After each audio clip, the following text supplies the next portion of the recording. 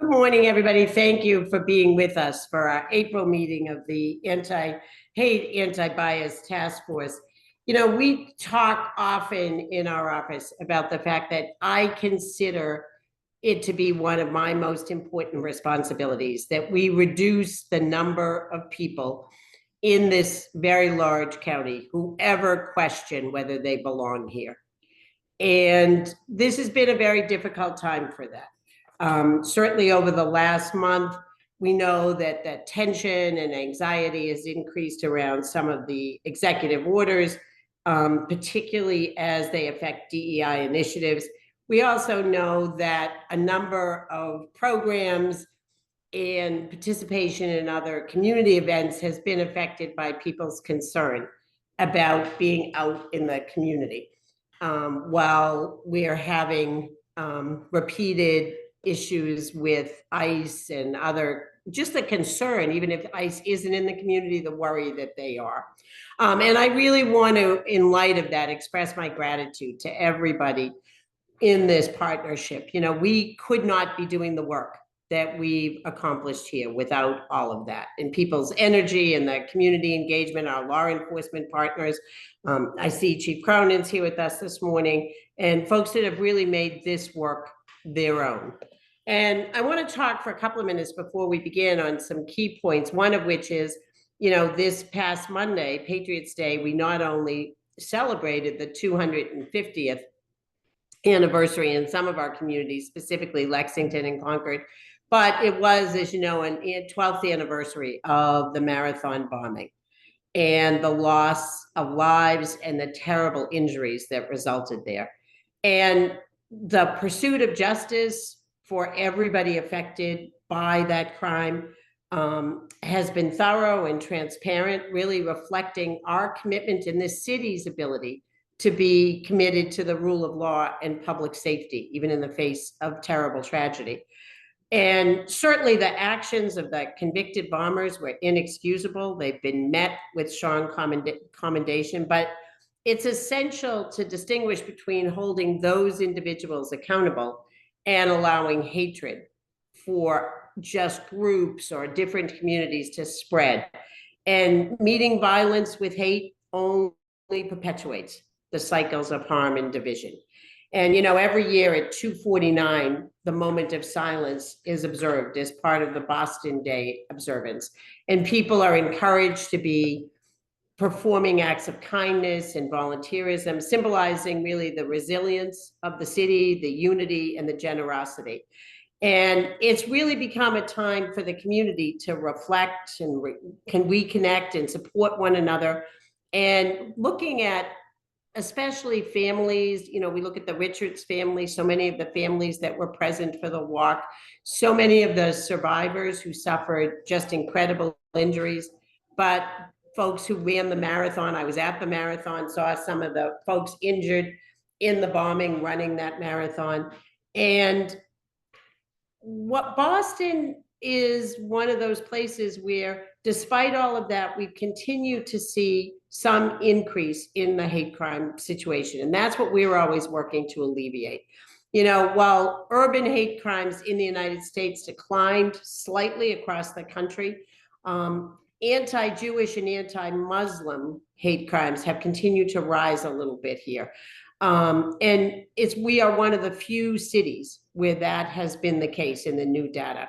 Anti-Muslim hate crimes rose 18% in 2024, and that was the fourth consecutive year with an increase. And other ethnicity-based crimes, including those against African Americans and Latinos, in a good turn saw a slight decline. And anti-Asian hate crimes dropped by over 14%, but they are still above the pre-pandemic levels. So in this polarized and uncertain political climate, we know the importance of education and prevention to reduce those acts of hate and bias. Our January and February meetings focused on immigration law and hate crimes and civil rights violations. We recorded those meetings, and we're going to put a link to those in the chat if folks want to go back to the attorney's presentations on those subjects. And also in the chat, we'll put their slide decks, the PowerPoint presentations they used. You know, our work is really, from the DA's office perspective, focused on the safety and well-being of the community. It's nonpartisan. And we're really committed to upholding the law fairly and equitably, regardless of what the changes are in political climates or the federal rules. And I also want to take a second to recognize two influential leaders that we lost in the last month. On March the 1st of this year, we lost Dr. Hazel Dukes, who was a legendary civil rights leader, longtime president of the New York chapter of the NAACP. She died at 92. She was a prominent advocate for racial justice and voting rights, really leaving a legacy of activism that just spanned decades. I had the pleasure of hearing her speak in 2023 when the NAACP brought their national convention to Boston. And Dr. Dukes was given the Spingarn Award, which is the NAACP's highest honor. And former Secretary of State Hillary Clinton came to present that to her in recognition of just decades of work in the civil rights movement. And when Dr. Dukes talked, having received that award and reflected on her journey, she talked really about hardship and hope, which I think is what we see always in this work. She talked about being guided by the conviction to confront racism and advocate for civil rights. And then on April 5th of this year, Wilfredo Will Rojak, a civil rights activist and a former NAACP leader in New Jersey and Philadelphia, passed away at 73 years old. He was best known for his social justice activism, his pioneering civil rights work, and he did decades of work, advocacy for the Latino community and other marginalized communities in Philadelphia and South Jersey. He co-founded the National Homicide Justice Alliance after he lost his son and received a number of prestigious awards for that work. And their goal was really to support and empower the families of homicide victims as they pursued justice. It gave folks an opportunity to come together and create a network of, as we always say, a club that no one ever wants to belong to, someone who has lost a family member to violence. To help them to share resources, to advocate collectively for system change in getting justice for their loved one, and also some progress in the healing journey for families. We really want to recognize that and remember that. And as we begin today, we're going to highlight a longtime partnership that we've had with Middlesex Community College. And this collaboration aims to provide preventative oral hygiene care to elementary and middle school students, particularly those in grades 2, 5, and 6. And the goal is to improve both the kids' health, their actual physical health, and their educational outcome. I really love this program and wanted to begin pursuing this program after I read a study a few years ago talking about the number of kids, just an overwhelming percentage of kids who are disciplined in school, usually with those longer disciplines like suspensions or expulsion, and the correlation between that and kids who had never had preventative dental care. And as I say all the time, when you think about if you've ever had a toothache and you're an adult and you know maybe you can take an aspirin until you can get an appointment, and it will be a short term and you can get your teeth fixed. We have kids in our county who don't have that experience. They have lived with dental pain for a very long time. And when you think about the impact that has, you don't eat well, you're not sleeping well, and you're certainly not what schools want in terms of a cooperative student, they're not going to do well. And we've since learned that kids from 5 to 17 across the United States, so kids going essentially to school, regular school from kindergarten to senior year of high school, they miss 2 million school days a year collectively, 2 million, because of dental health problems, nothing else. And it highlights the scale of that issue and the impact it has on education. And think about it, there's the lack of insurance. Lots of people have health insurance, but they don't have dental insurance. And dental insurance doesn't always cover some of the things we're talking about. the differences in language and culture, limited access to preventative care. And when you see that that leads to school absences, particularly if it's unexcused, so it's essentially truancy, it's a good predictor of kids ending up in the juvenile system and ultimately potentially the adult criminal system. And the irony is that for many kids, they get their first preventative dental care when they are in custody in a juvenile system. You shouldn't be going into custody of DYS or some other agency in order to get preventative dental care. So these partnerships in the community that help to improve access to dental hygiene is really a strategy for reducing absenteeism, closing some of the disparities in healthcare, and empowering students and families.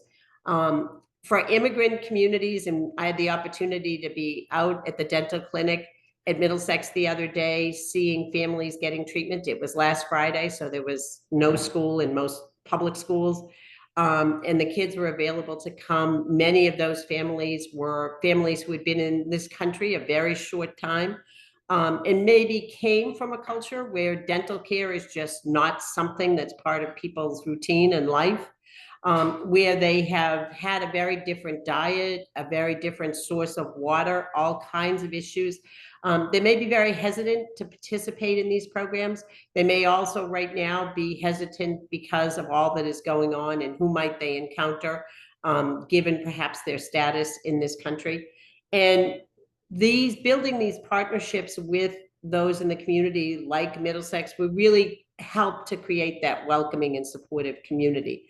We want to ease fear, be able to give clear information, be culturally sensitive in our outreach, have things available in multiple languages so people can understand, and be comfortable in coming to these programs, setting up appointments, getting the care they need.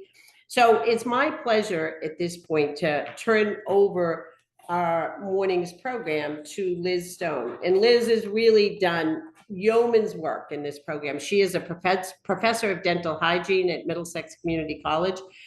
She's been faculty there since 2006. She works very closely with the students in the clinic and in teaching community health courses to second-year dental hygiene students. She also serves as the community outreach coordinator, and Liz does a great job in prioritizing community engagement and focusing on oral health, especially in the Lowell public schools and at the second and fifth grade level where kids get fluoride applied to their teeth. And during February and April breaks, she organizes and runs events, providing a comprehensive information to the local immigrant population in partnership with the International Institute of New England. And just seeing the way that Liz helps to run that program last week, the kids are coming in, they're getting balloons, they're getting stuffed animals, they're learning about oral health care, they're having their appointments, getting their teeth treated, families are being educated. This is really prevention at the ground level. And I'm just so proud to be involved in this program. And Liz has been a huge part of that. So Liz, thank you for being with us this morning. Thank you so much, Mary and Ryan. We loved having you last week. And, this is something that, everyone at the college is really excited to be continuing helping the community. That's really the pillar that Middlesex Community College is, incorporating how we can help those recently immigrated. And we're continuing our diversity and equity work always at the college. But as DA Ryan said, basically, if you want, maybe I could share. I do have some slides. So I can have a talking point, just a couple. And then I'll just tell you a little bit about, I'll show you what we're doing there. Thank you. Just move this. Everyone can see that. Yeah, we're good. And then I'm just going to do. But you got your notes there, so. Yeah, let me just see if I could do my. I just got to move my box so I can see. Okay, here we go.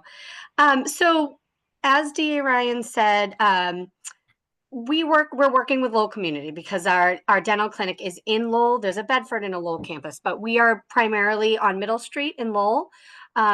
This allows us to see some of the children. We see the migrant children in our clinic, but when we're in Lowell Public Schools, we are at the school. So we treat 2nd and 5th grade students.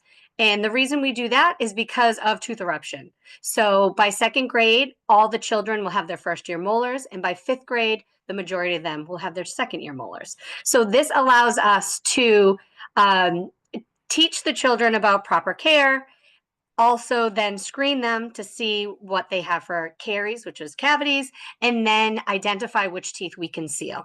So sealants are a prevention that allows us to basically protect the tooth surfaces.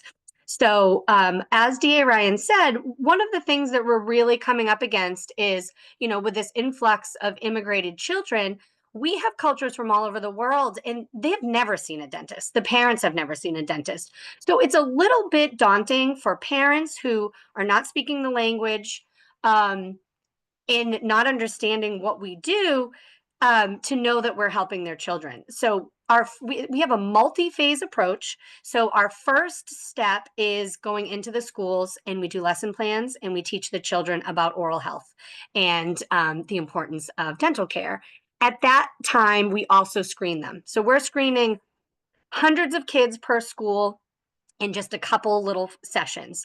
The next phase is and that is what we call, it's a negative consent. So unless a parent doesn't want us to see their child, they would have to tell us that. We see basically everyone. I would say if we're seeing 200 students, we're getting maybe 1 or 2 that their parents don't want them to see us. So that's easy, efficient, and we're really able to do it with the manpower and then the time we have. The second phase is a little bit more challenging because we have to get consent from parents.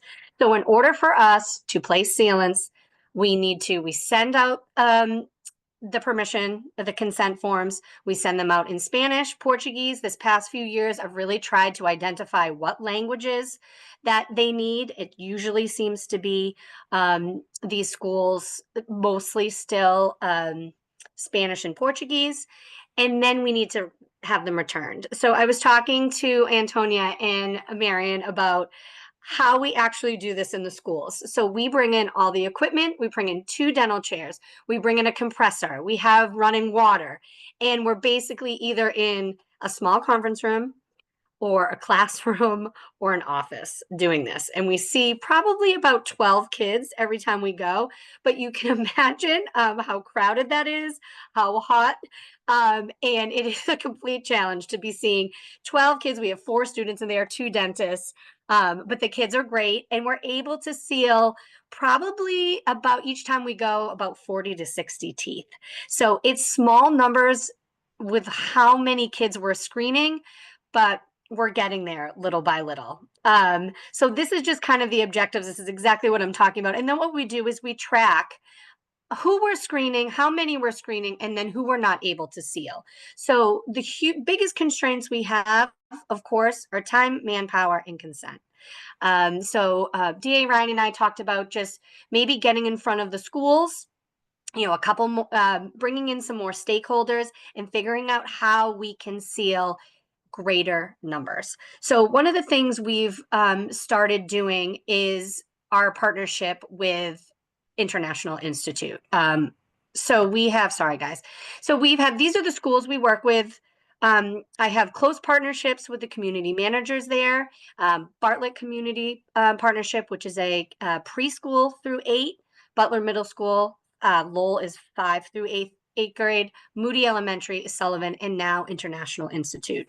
So working with IINE, we are able to utilize the days that children have off from school already. We used Good Friday last week. We do a Friday in February vacation, and then this Friday, tomorrow, we're seeing more immigrant children. So the families come into our clinic, and when we are able to see children in our clinic, now we can see 12 at a time. We have the opportunity to see 24 at a time, and we have our own facilities. It's easy, and it's much more efficient. So last week, for instance, we saw kids from the Congo, Kenya, and Afghanistan. We were able to identify all the areas of carious lesions. We refer them to local dentists who IANE has a partnership with. And then tomorrow we're sealing those teeth that are eligible. We're seeing those kids and we're able to place sealants on them. So just some numbers here. My whole goal each year is to place more sealants, because we can say there's cavities, these kids have pain, they need referrals. But ideally, long term, if we're sealing these teeth, those teeth are not going to develop decay because it's putting a coating on those permanent molars, and we're going to reduce those numbers. So we've been doing this program for many years. Maureen Strauss started heading it, and I took it over a few years ago. So we're really kind of like watching this data. As you can see, the screening numbers are very high. The amount that we seal is much lower. So if we see that there's eligibility, we're talking almost 1,000 teeth in these 4 schools that we're seeing, we're only able to seal around 100. Because we're doing it in the school system. So what I would really like to see down the road, which we used to have in place, is transportation. So getting the kids during a school day, which we understand there's a lot of barriers to that, but getting, we could see 40 kids probably in 2 hours. And being able to place more sealants. So, just some, and these are the IANE. So with the IANE kids, Elizabeth, every tooth that needs a seal, we seal. Your slides aren't moving forward. Sorry. Oh, sorry. Oh, they're not? Okay, let me just see. Can you see that? Does it say future goals? No? Okay. Now, I think you have to start your slides from the first, so that Okay, let me just see. Let me just bring up.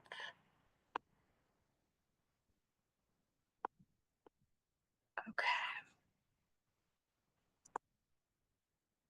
I'm going to stop and restart just so I can get it back in. Thank you.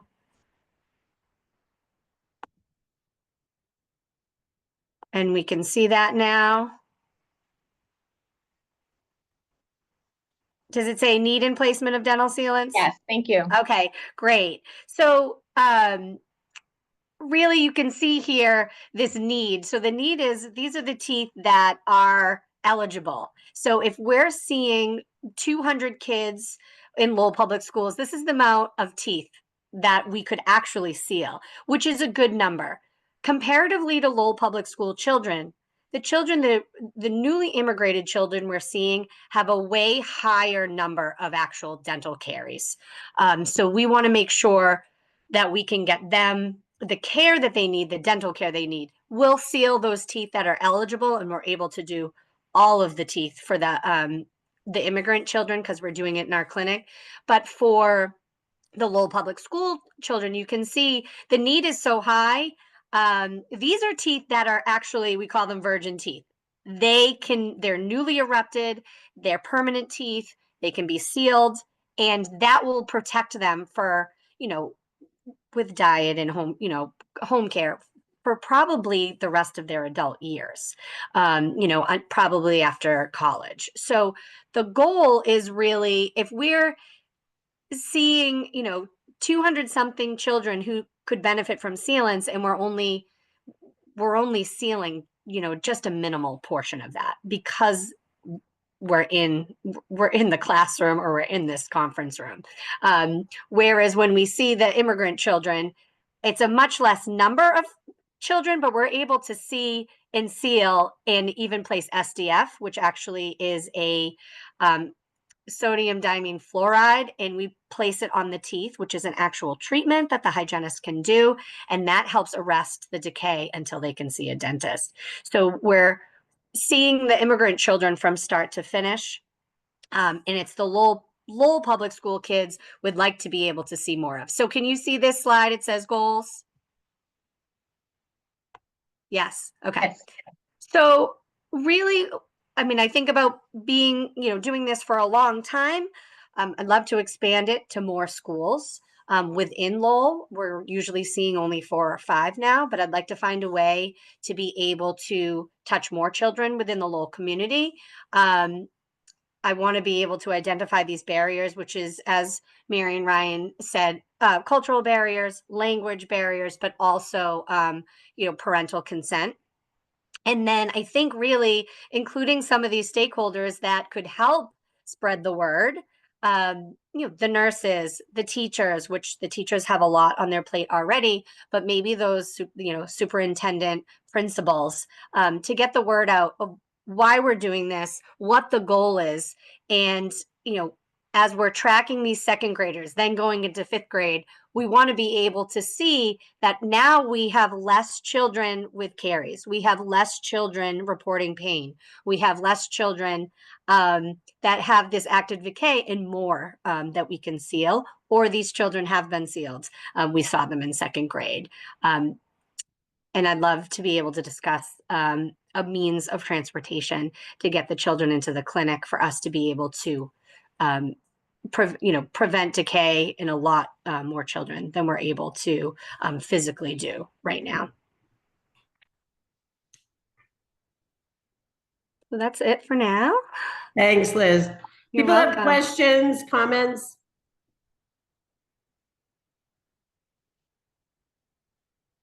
Liz, if you could drop your contact information in the chat, that way if people have follow-up questions or want to get more information. Absolutely.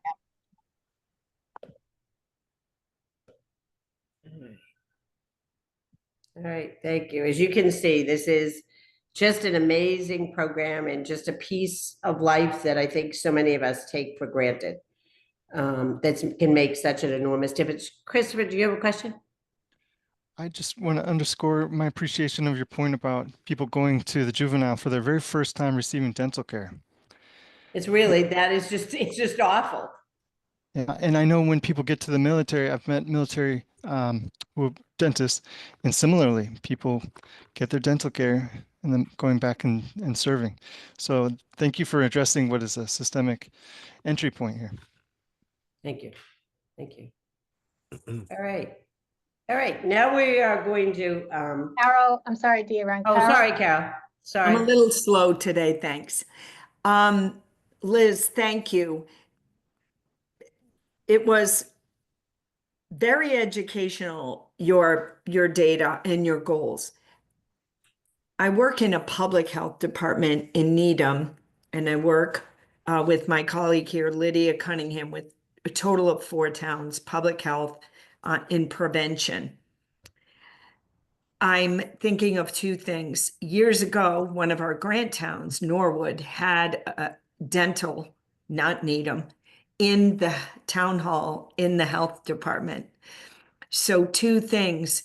Have you thought about partnering or letting local health, and you may have done this in Lowell, know the work you're doing and see if they can support the vital outreach you're doing, because they do that type of outreach. And number 2, even letting the Board of Health, who are elected in Medfield, appointed, I'm on my Board of Health, because your mission intersects with public health and wellness. So thank you. And the question of how I feel like they could partner and support the work. Thank you, Carol, so much. So actually, Lowell has a lot of community outreach, a lot of dentists in the area, a lot of public health dentists. Lowell is just such a big community. So they have 16 schools. We go to the schools based on need. So surveys throughout the year, we're looking at these communities, who has the highest rate of immigrants, where are they located within the city. So we're only like a piece of the pie.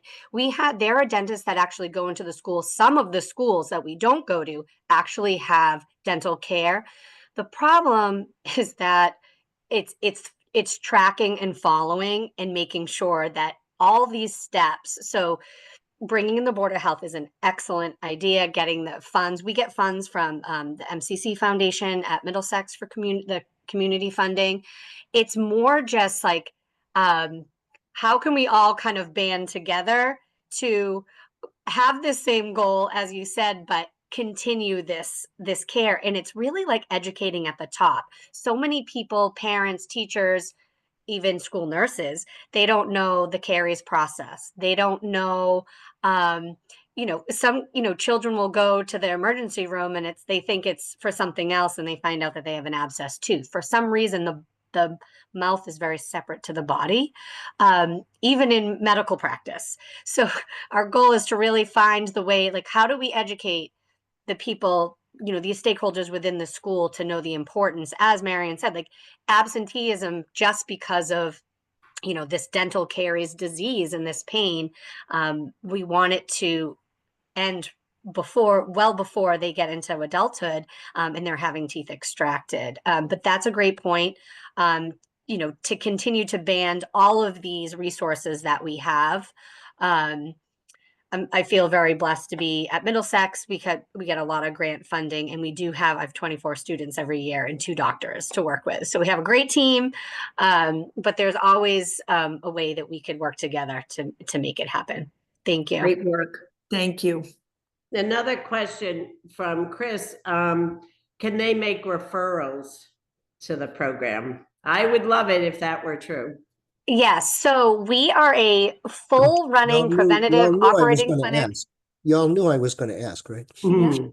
So we see everybody. Our clinic is on Middle Street in Lowell. We are open from September to May, Tuesday through Friday. So anyone can make an appointment in our clinic. It's extremely subsidized. It's $25 for adults to have their teeth cleaned.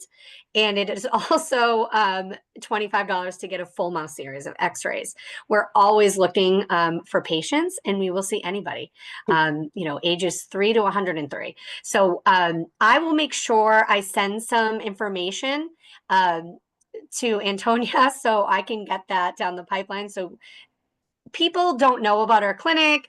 Lowell Community Health Center has a very long wait of their dental clinic. So we would be able, to see, we have 24 chairs, would be able to see a great number of not just the children of these families, but the parents too. But it really it's just getting the word out there. And then every year it's making sure, I don't know, I didn't know that. So word of mouth is very helpful.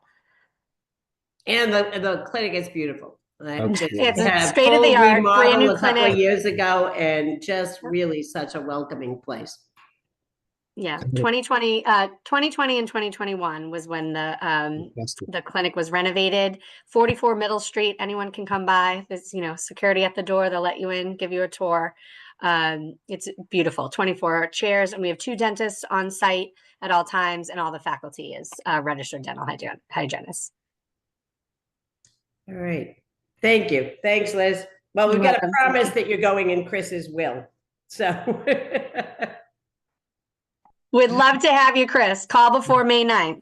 Although by the time my son finishes with me, there might not be any money. All right, now we're going to turn to the American Friends Service Committee. I always joke that this was literally as a kid, this was the very first advocacy group I ever knew about, because they had an office on Mass Ave in Cambridge. And I remember it just was such a name that attracted you when you were a kid, like American Friends. I'd like a friend to get some friends, wanting to know what it was that they did. And this organization has really been steadfast in its commitment to creative maladjustment.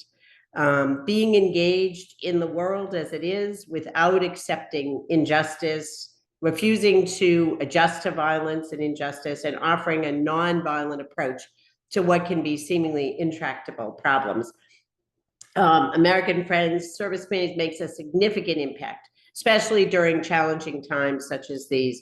They steadfastly have advocated for peace, for justice, and human dignity, both here in the United States and internationally. They've supported movements for criminal justice reform, immigration rights, racial and economic equity, and alternatives to policing and incarceration, with an emphasis on nonviolent action in solidarity with those who are being impacted by those injustices, and it's work that's continued just for years.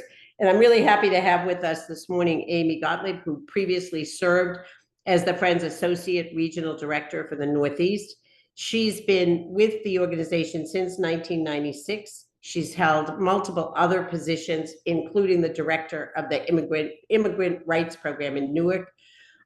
She was in that role, she really was integral to the development of direct legal services and organizing and advocacy work. Amy has years of experience in practicing and teaching immigration law. She's been a longtime advocate for humane immigration policies, especially with a focus on the integration between the intersection of immigration policies and the criminal justice system. She has a law degree from Rutgers, a master's in teaching English as a second language, and she'll be based in New York. She's going to lead the role of the work by the Friends Committee to address the economic and political drivers of migration and ensure that migrants' work rights are respected in all circumstances. And that includes supporting the migrants, the refugees, and internally displaced people.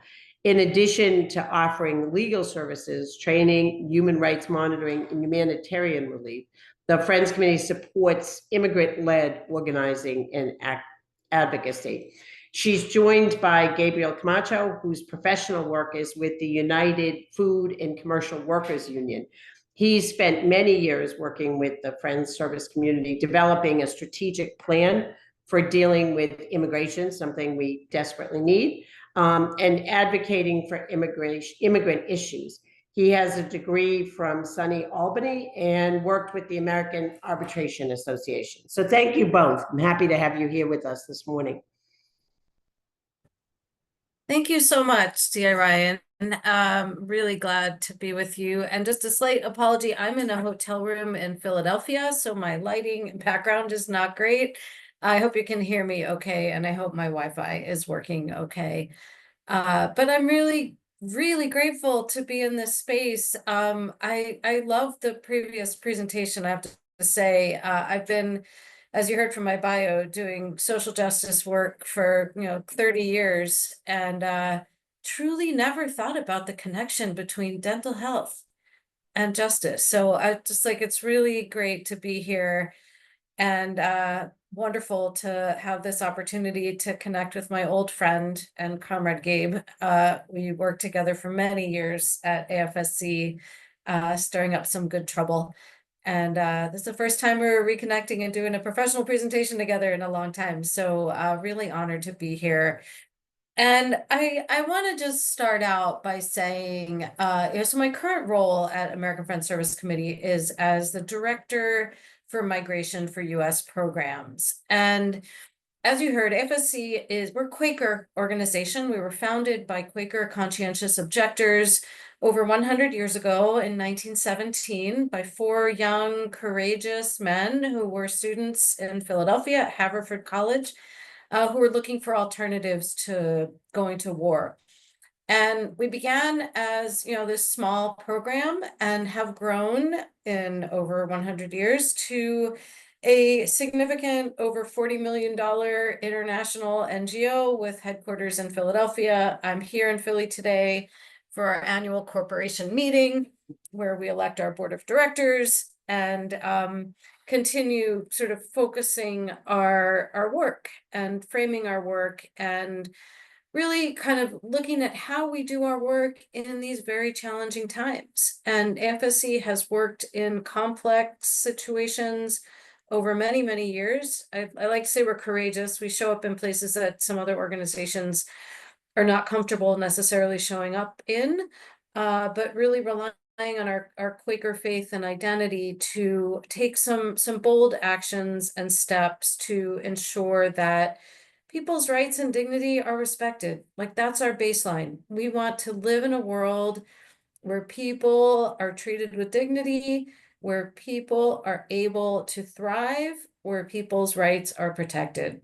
That's it. It's not particularly radical vision of the world. It's a vision of the world where people have access to their basic human needs being met. and they are not treated with hate. They are not vilified. We are not living in structures where xenophobia and racism are ruling. And sadly, that is what we're seeing, right, in our world right now. My work is sort of exciting. I've been in this position in AFSC since 2023.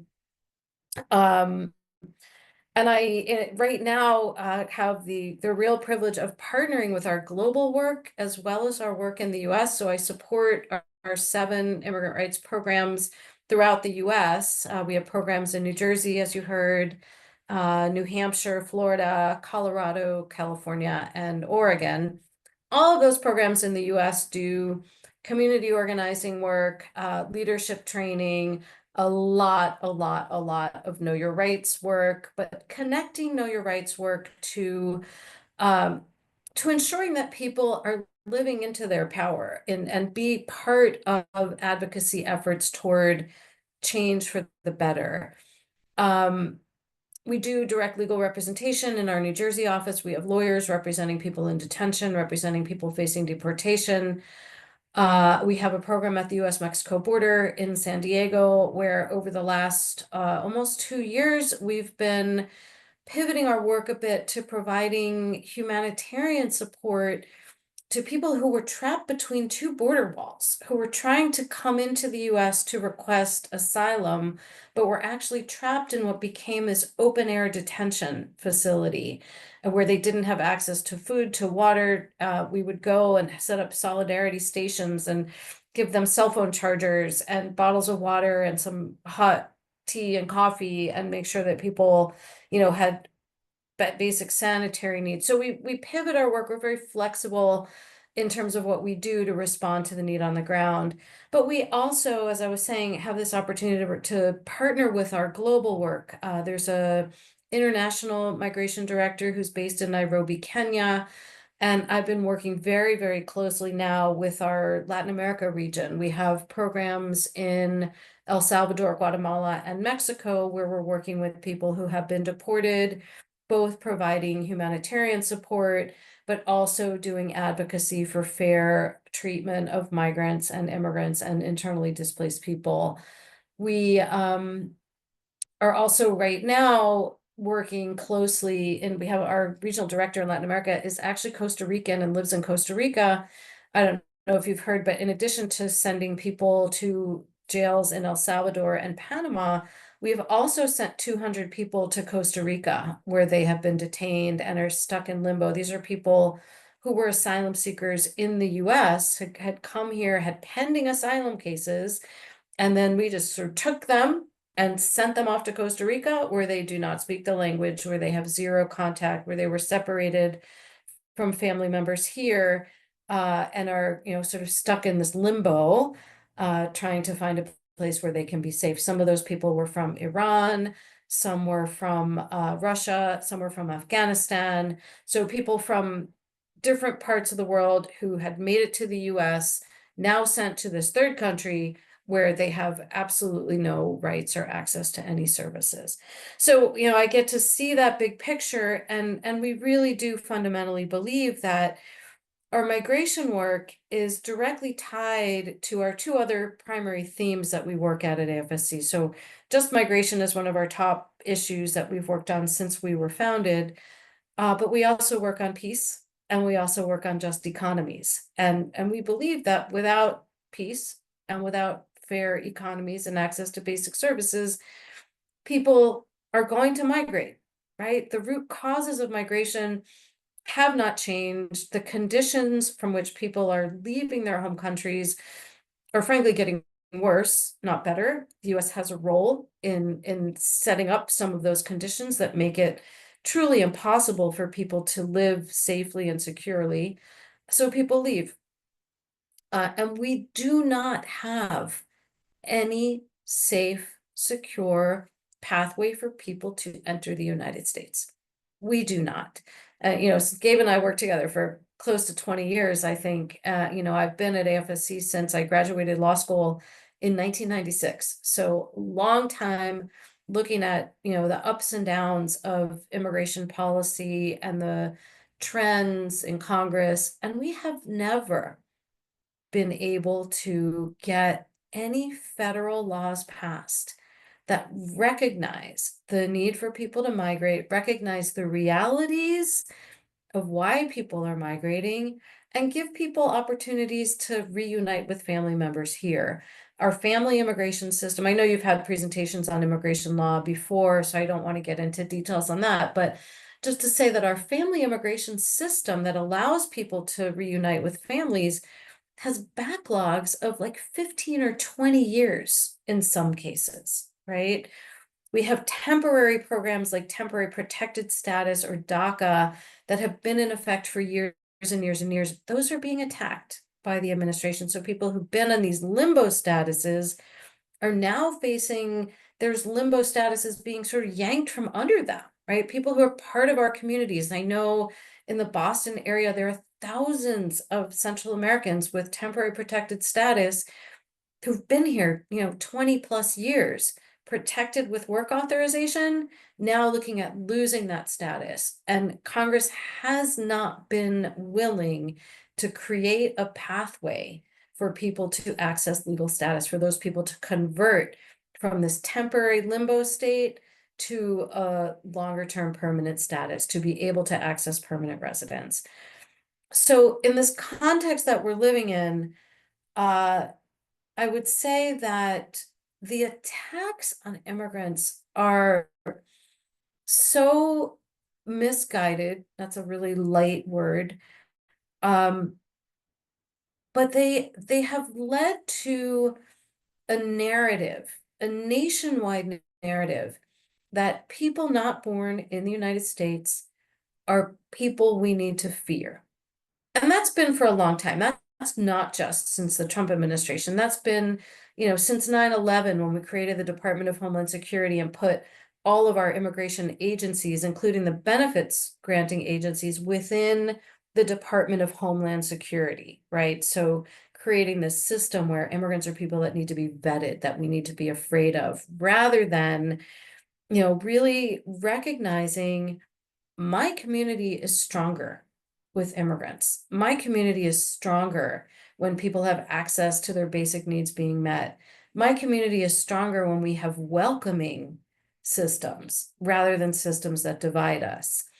And yet, the public narrative, and frankly, I'll say, in the presidential campaign, as the rhetoric got so awful around the invasions that we need to protect ourselves from, this sort of fake invasion, right? Well, there's no invasion, right?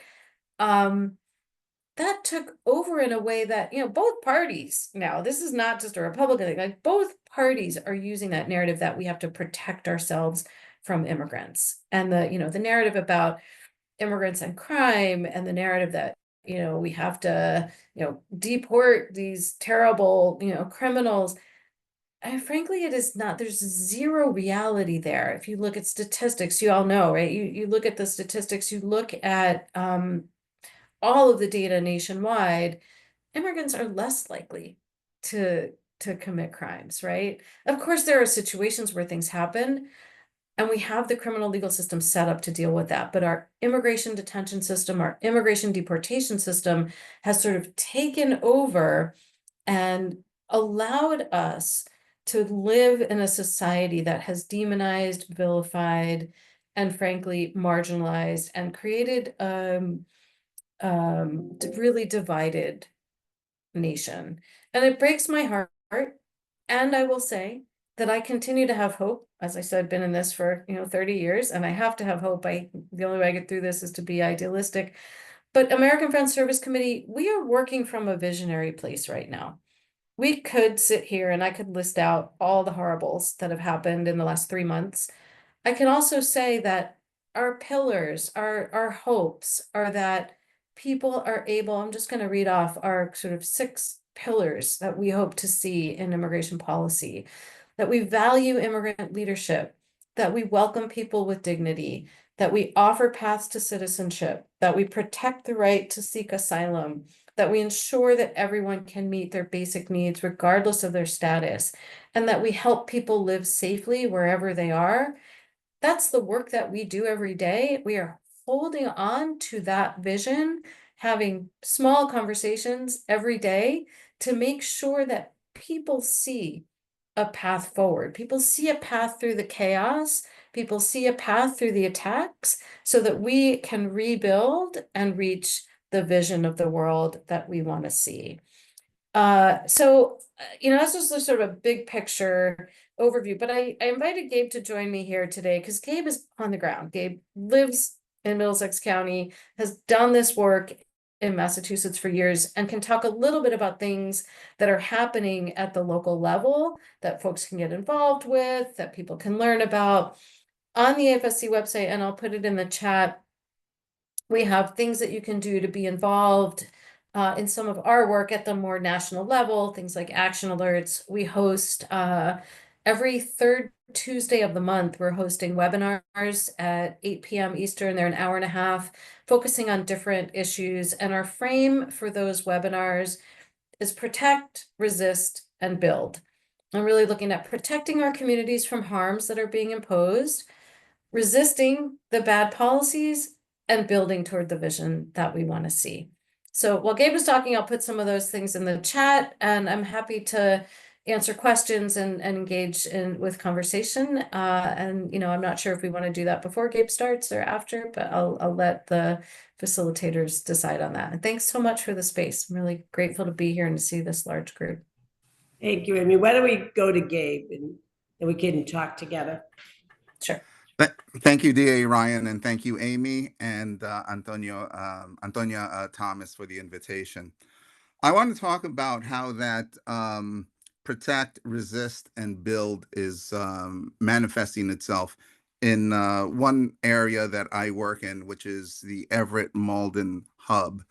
There we created an organization, a network called the Immigrant Justice Network of Massachusetts. We came together and put together a set of principles and came up with a vision. Our principles of the coalition is that it's immigrant-led, grassroots organizations that builds people power for immigrants and allies across Massachusetts.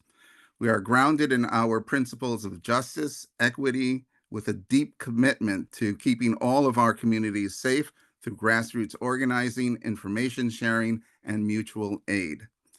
Our vision is to hold a collective for people's immigration justice and refuse to accept that meeting one demand means not meeting another. While we may focus on a particular demand that uplifts a particular community, we refuse to leave anyone behind because of their marginalized identity. In local parlance, that means don't leave anybody under the bus. We know that all of us are deserving of collective liberation. We organize in solidarity with Black, Indigenous, people of color, immigrants, refugees, people who are targeted by criminalization and currently or formerly incarcerated, young people, elders, LGBTQ+, and all those who are oppressed and living at the margins due to the broken immigration justice system within the United States. Our coalition it has over 20 organizations. I'm not going to name them, but one of them is the Muslim Justice League, La Comunidad, Cosecha. We have labor, religious groups in the organization. We created a hotline, and the hotline is called LUCE, which stands LUCE, which stands for Liberation, Unity, Community, and Empowerment. So what happens when you call the hotline? Somebody will speak or text you, a trained volunteer operator who will ask you for details of suspected activity. Then the operator will dispatch a trained volunteer in your community who will attempt to verify the situation. Now, we have vetted many of our different volunteers on how to be operators and responders. So when should you call this hotline? If you suspect ICE, Department of Homeland Security, the FBI, or any federal agents or unidentified suspicious activity in your community. If you have witnessed or have had a personal contact of somebody reporting any of the above activities, if you see people dressed like civilians, parked for prolonged hours in a residential area with tinted windows, making traffic stops in neighborhoods. And finally, if you want to connect with other people in your community who are taking action to keep others safe, then this hotline is for you. So when you call the hotline, the operator will ask you a number of questions, and they are whether you have witnessed the situation yourself or were told by somebody. And one of the reasons why we have this hotline is to suppress a lot of rumors. There's a lot of rumors out there that are sometimes done intentionally. Another reason to call the hotline is when you call the hotline, you'll be asked the exact time and location of the situation you witnessed. And finally, a detailed description of the events, including car makes and models, license, personnel, photo or videos if you have them. Now, we train people not to provoke authorities. So when you call the hotline, then the operator will dispatch a trained volunteer to your community who will attempt to verify the situation. Let me give you an example of how one of the organizations work within this network. For over 15 years, I've been volunteering with an organization in Everett called La Comunidad. It organizes in the area of immigrant rights, labor rights, status adjustment, community education, public forums, and cultural activities. My role over the years as a volunteer at La Comunidad is to conduct Know Your Rights workshops, especially on ICE raids at the workplace, residents, or being kidnapped and disappeared on the streets. I should say that being kidnapped and disappeared is commonplace in many of the countries where migrants are coming from. So there's a distrust inherently with any authority figure in the United States. These Know Your Rights presentations that take place at community centers, church basements, or in residence are a key part to our immigrant justice network. Each member organization has the responsibility to educate and organize their members and or constituents. In turn, the member organization from the subcommittee will report to a larger network on a weekly basis. Much of the communication is done by signal or in person at locations that are only known to the subcommittees and we also have a security subcommittee. I hope this brief description gives you an idea of the immediacy, intensity, and stress involved in working not just with vulnerable and underserved communities, but in communities that are daily under surveillance and attacked by the most well-funded, resourced law enforcement agency, and that's the Department of Homeland Security. Finally, I would like to mention the international dimension of this crisis, a crisis long in the making. The unlawful kidnapping and removal of migrants to El Salvador reminds me of prison colonies of the old European empires, as well as the Soviet gulags. Let's recall that the US spent billions of dollars supporting repressive regimes in Central America in the 1980s, causing hundreds of thousands to leave their war-torn countries. By the mid-1990s, the then INS was deporting alleged gang members to El Salvador, a country that was saturated with military hardware from the United States. Then the Central American Free Trade Agreement and the aughts destroyed local economies, creating labor dislocation and causing more outflows of migration to the north. El Salvador even abandoned its legal tender for the US dollar. We are now in full circle, where migrants, dissidents, and alleged criminals in our countries can be abducted and taken to a legal and human rights black hole. It is up to us in civil society to put an end to this. This has gone out of control. It's been brewing for the last 40 years, I would say. And now we've come to almost the end of democracy in the United States. And it's up to you, civil society, some of us here working in community organizations, in human rights commissions, and also to work with those in government that can do something about this. We need to stop this immediately, and it's up to us. Thank you. Thank you, Gabe. Thank you both. Questions, comments?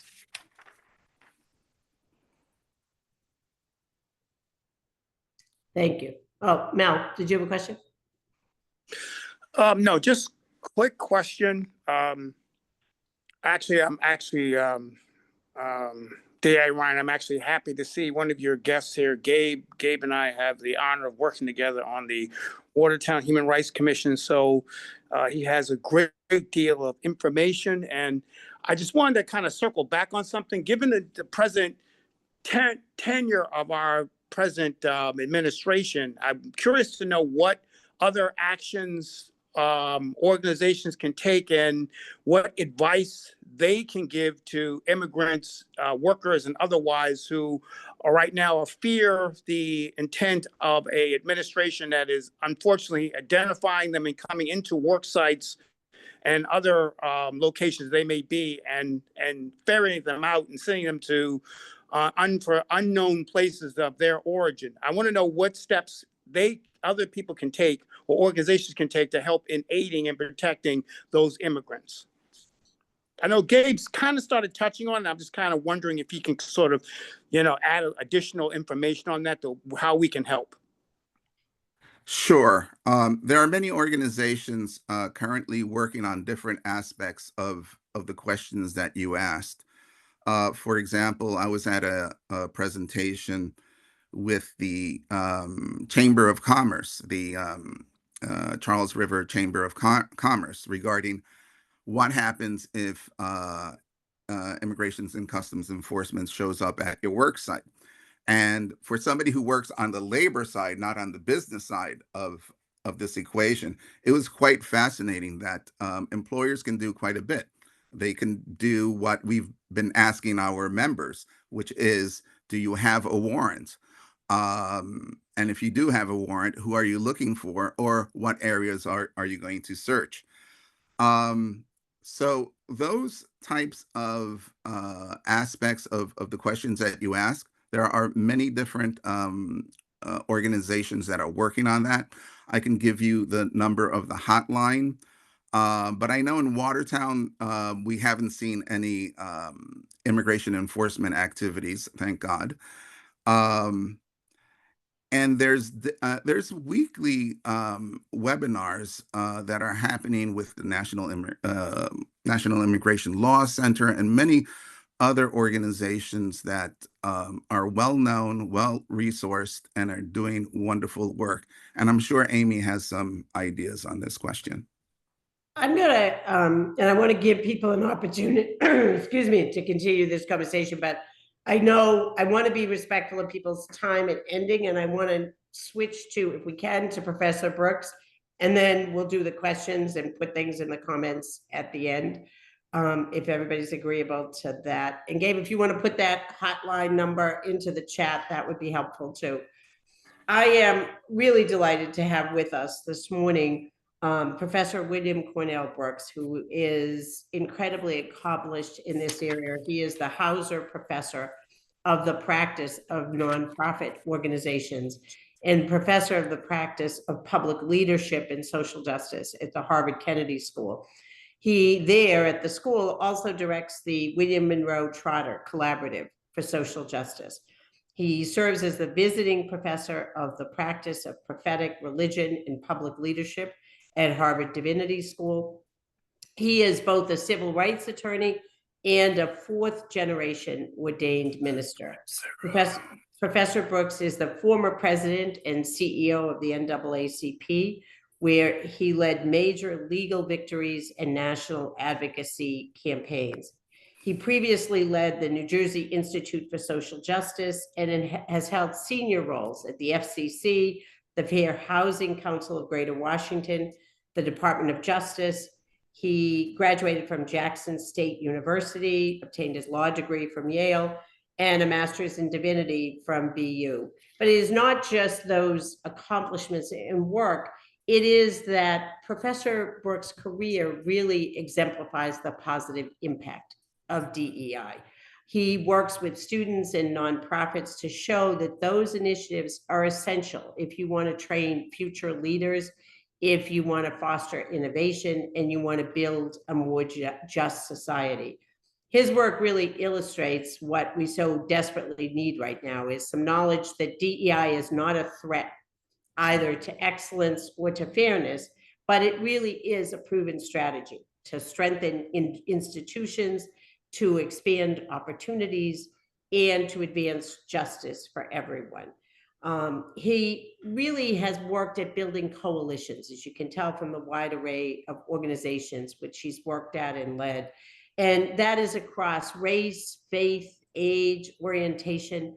As the president of the NAACP, he united some groups as diverse as the AFL-CIO, the Sierra Club, the National LGBTQ Task Force, and actively embraced the Black Lives Matter movement. And for all of us who've been in that work and know how hard it is to bring groups together and build those coalitions, I admire that perseverance. Professor Brooks has received recognition for his innovative teaching that is preparing his students to take on those roles, leading in diverse and complex environments. And it really reaffirms what is so under attack right now is the need for institutions to have of higher learning to have that commitment to DEI. So it's our pleasure to have you with us today, Professor. Wow. So first of all, let me just begin with a word of appreciation to the district attorney. I so appreciate your work in this moment that is under attack on so many levels across our country. And I appreciate you lifting up the legacy of Hazel Dukes, who served as president of the New York State Conference when I served as CEO of the NAACP. And I also want to thank your colleague, Antonia Thompson, for reaching out to me for with this invitation. But most importantly, I want to thank all the members of this task force who are doing very, very difficult work in a trying moment in our democracy. So I've been asked to say a little bit about DEI executive orders in this moment. And what I'd like to do is to speak about DEI, the administration's executive orders, but also touch on the litigation that Harvard is engaged in this moment, because I think it is illustrative of the ways in which we have to respond. And so, as you all know all too well, that this presidency, this administration is less than 100 days old. But in that time, we have seen a multiplicity of executive orders, over 130 in this few number of days. And at this pace, this administration will issue executive orders that will certainly exceed the number of executive orders issued by President Biden over 4 years.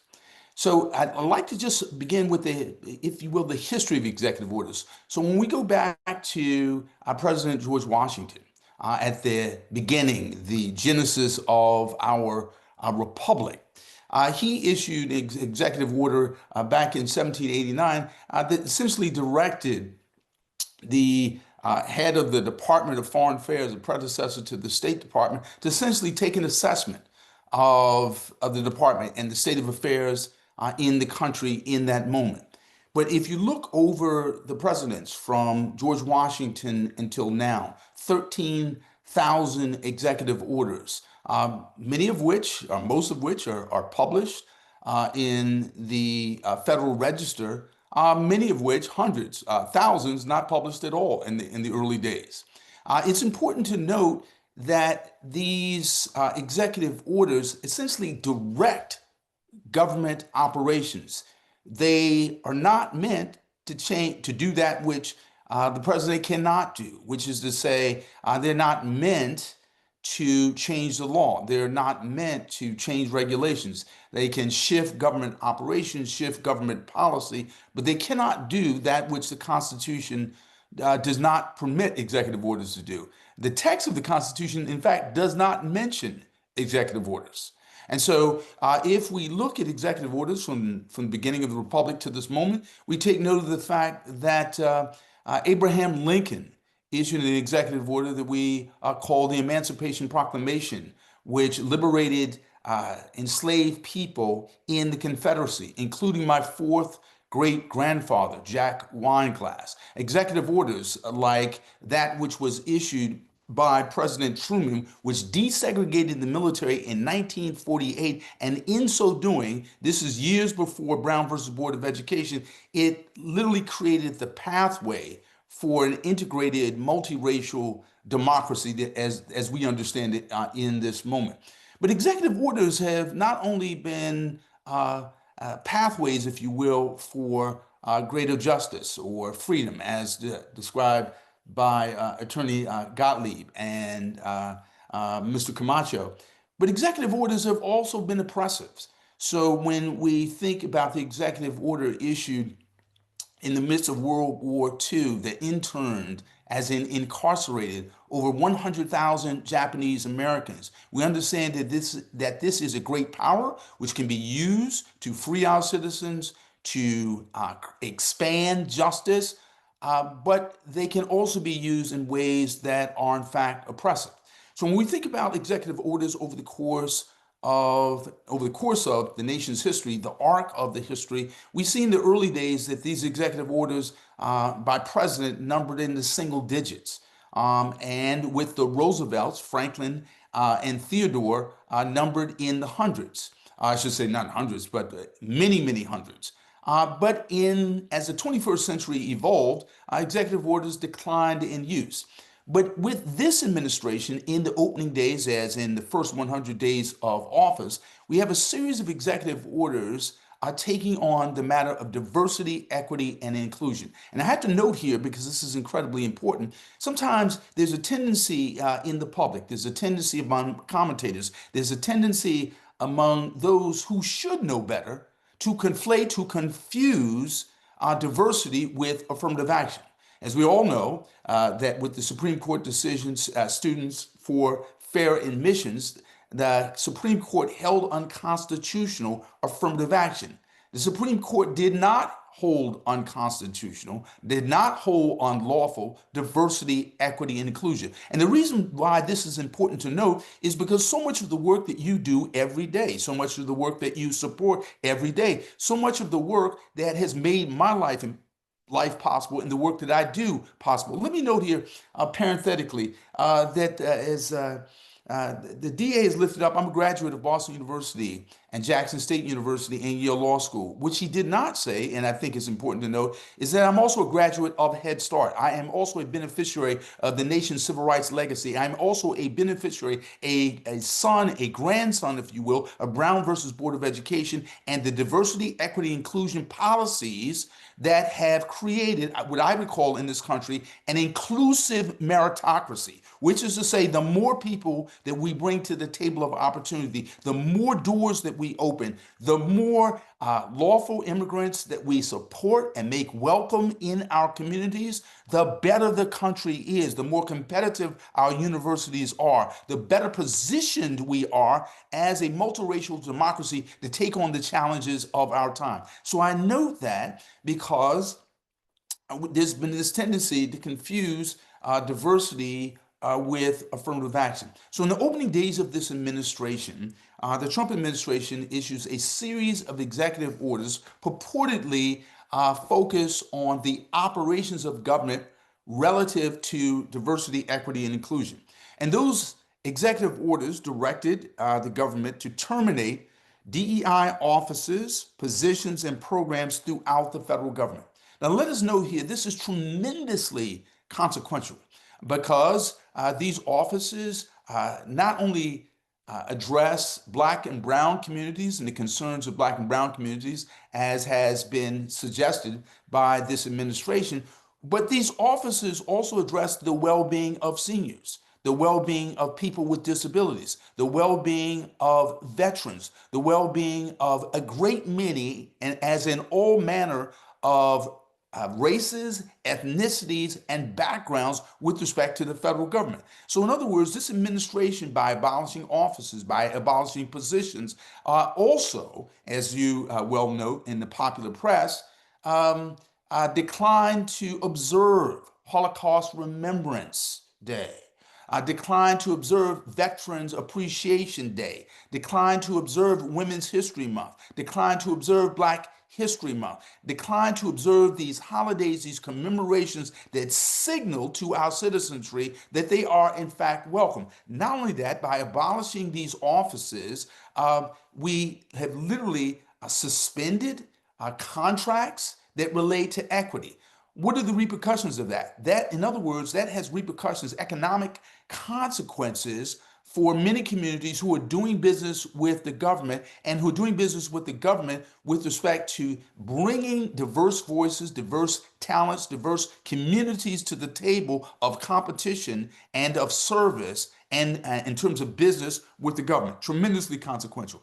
The orders also terminate equity-related grants and contracts. Again, this is tremendously consequential. It repeals prior executive orders designed to ensure equal opportunity in the workplace, including a decades-old executive order from the Lyndon Baines Johnson administration that required contractors receiving federal funds to take active steps to prohibit or prevent discrimination.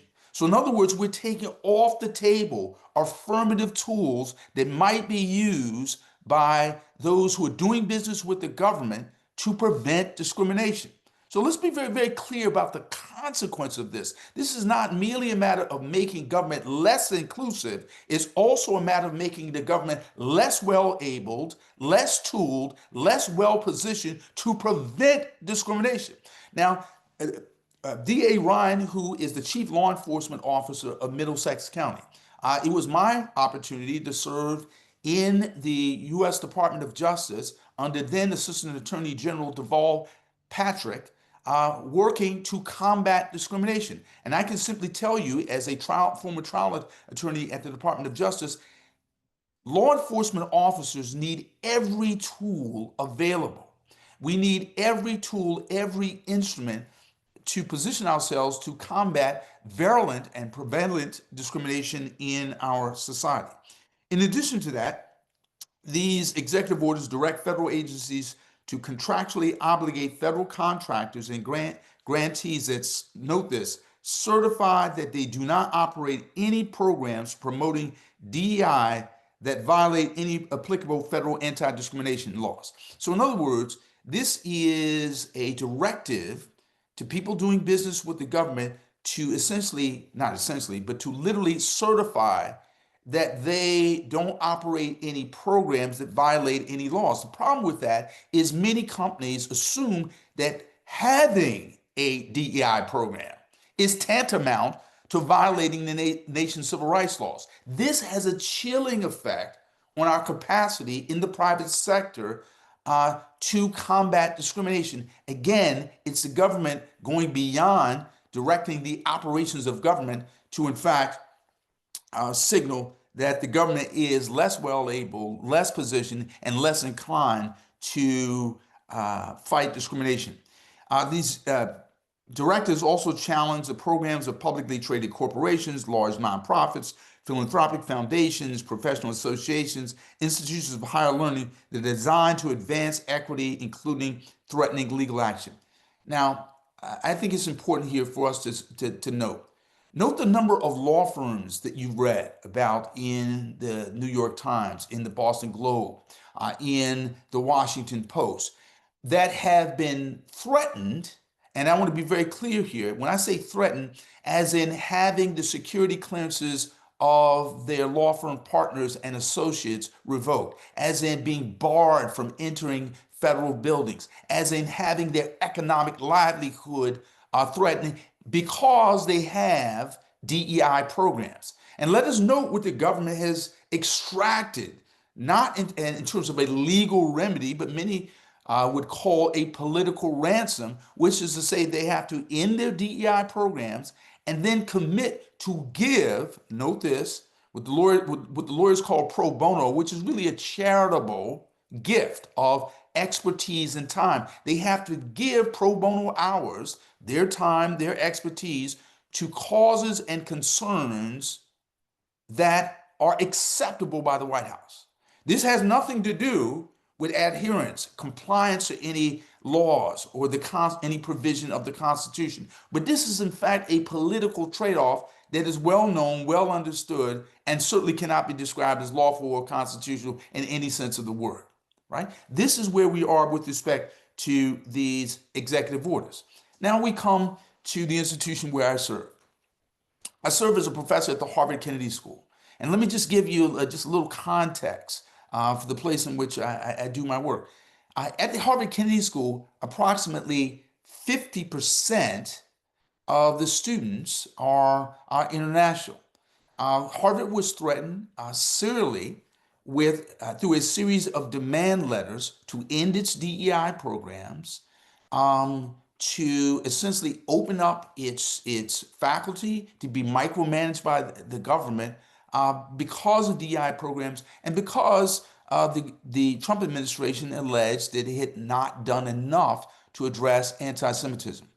I will just simply note this with respect to these executive orders.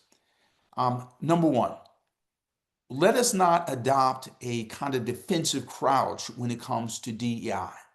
In other words, the work that you do, the work that you support is consistent with federal laws and consistent with the Constitution. So we need not be apologetic about it, and we need not be defensive about it, even as we defend it. Number two, this is a moment in which I think it's incredibly important for us to partner with law enforcement, partner with public and private law firms that engage in the work of defending DEI. I think it's important here that we communicate strategically in a democratically inclusive way. In other words, communicating to, yes, our friends, yes, our allies, but communicating to the public the benefits of diversity, equity, and inclusion, the consistency of DEI with the nation's civil rights laws, and fundamentally, the ways in which DEI reaffirms the core values of the country. So just in light of time, I'll wrap up here and be open to any questions. Thank you so much, Professor Brooks, for that. I think it's important for all the work that we do that it's kind of been, depressing of getting beat up every day around these DEI issues. But I think it really goes to the point of the shiny objects, right? We want to look at the immigrants and vilify them. We want to put DEI up there and distract, but yet there's a lot going on in between. So this is recorded, and I know a lot of people left. We will share it with everyone. So I'll open it to any questions. I know we had some from before. There's some in the chat, but I think we're answering them in the chat. I just have a question, Professor Brooks. So as you see going forward, and we all read about Harvard's stance, I mean, outside of people being scared, what do you think is the motivation for a lot of schools that just are complying with these orders, or companies that are complying with these orders? I hear a lot of people will be dismissive, like, well, Harvard has enough money to fight back, but I question some of the other places. Yes, money is an issue, but what about the autonomy of higher education and college campuses and the First Amendment? With all due respect to the positions that some universities have taken and some law firms have taken, I think part of it is the perception that there's nothing that we can do. That's a misperception. So if you note, Harvard did indeed file a lawsuit after a demand letter that the government declared to be a mistake, but then subsequently fined the university as in the cancellation of federal funds at $2.2 billion. Harvard went to court. But in addition to that, 200 college presidents signed onto a letter that essentially said, we engage in a mutual defense compact. The Big Ten universities also agreed to essentially defend one another with respect to any threats to international students. So the point being here is this perception, there's nothing we can do, flies in the face of reality that there's much we can do if we do it together. So in other words, we do have lawyers. We do know the Constitution. We do know the law. We have the ability to communicate to the American public that this is not about a bunch of pointy-headed intellectuals hiding behind ivy in some ivory tower. This is, in fact, about universities who provide a tremendously and globally consequential service to the country. So in other words, we train doctors, we train nurses, we seek cures for illnesses, we send teachers into schools, public servants into communities. So the degree to which we can demonstrate our value, demonstrate the stakes, more people will come to our aid and to our support. And it's not merely about Harvard, right? So in other words, we understand that if you can micromanage an institution which has a $50 billion endowment, that probably means you can micromanage a state university, a community college, or anything else, any other pillar of our democracy. So the danger, to be clear here, the danger here is widespread, not narrowly focused. And I'm just thankful that in the place that's been called the crossroads of American abolitionism, we're fighting back.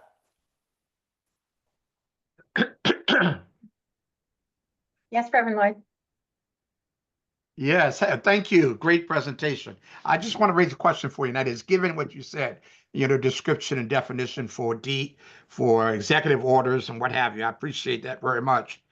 Do you sense that eventually, when we get past this storm, that we will do some rethinking about where values are and our ability to affirm those values? Because I think we've made lots of progress, and I got companies and doing all these kinds of things.